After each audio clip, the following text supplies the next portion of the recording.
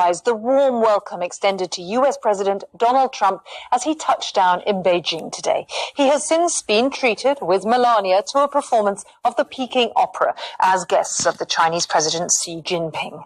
Mr. Trump flew to China after giving a speech to the South Korean parliament in which he urged Beijing to further isolate North Korea. The BBC's John Sudworth is in Beijing, and I asked him whether all this flattery means Mr. Trump will actually get what he wants.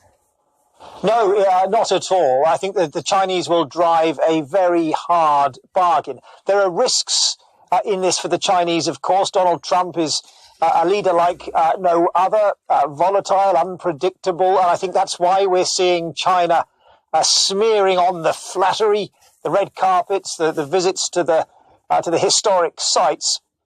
But there are also huge opportunities, I think, here for China. Donald Trump is seen as a transactional president. He's seen as one much less likely to push American values and to chastise China over something like human rights, for example. And I think President Xi Jinping senses that perhaps he has his hands on something that has been in front of no other Chinese leader for generations, the possibility of parity of esteem.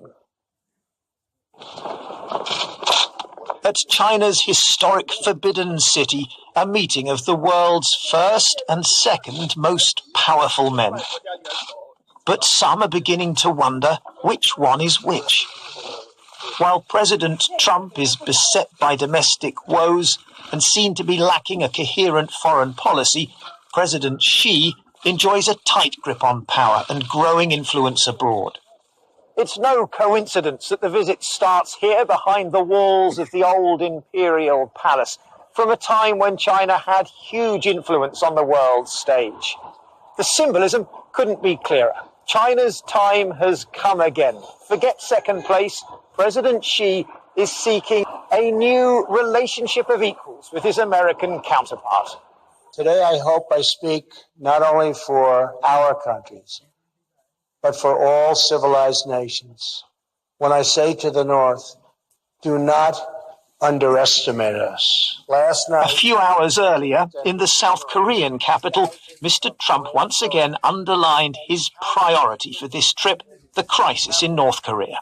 We call on every nation, including China and Russia, to fully implement UN Security Council resolutions.